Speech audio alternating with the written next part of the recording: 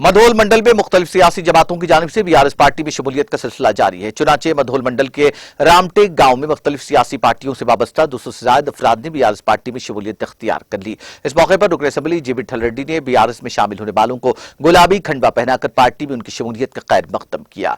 इस मौके पर मुनक्किदा तकरीब से खिताब करते हुए रुकन असम्बली जी विट्ठल रेड्डी ने कहा कि केसीआर की ज़ेर क़ियादत बीआरएस हुकूमत की जानिब से किसानों के लिए रैतु बंधु, रैतु बीमा और कल्याण लक्ष्मी, शादी मुबारक, आसरा पेंशन जैसी कई फलाही स्कीमें लाने के बाद और हर खानदान को तेलंगाना हुकूमत की तरफ से दी गई फलाही स्कीम की कोई ना कोई शक्ल मिलेगी। उन्होंने कहा कि वज़ीर आला केसीआर किसानों के दोस्त और गरीबों के हमदर्द हैं। हमेशा आवाम की भलाई और रियासत तेलंगाना की तरक्की की राह पर गामजन करने की फिक्र में लगे रहते हैं। उन्होंने कहा कि केसीआर की फलाही स्कीमात पर मौसर मलवारी से मुतासिर होकर गांव वाले बीआरएस पार्टी में शामिल हो रहे हैं। इस मौके पर MPP Ayesha furrows Khan, ZPTC Surendra Reddy, नायब एमपीपी रविंद्र रेड्डी, कोऑप्शन मेंबरान मखदूम के अलावा दीगर मुकामी बीआरएस कायदीन और कारकुनों की कसीर तादाद ने शिरकत की।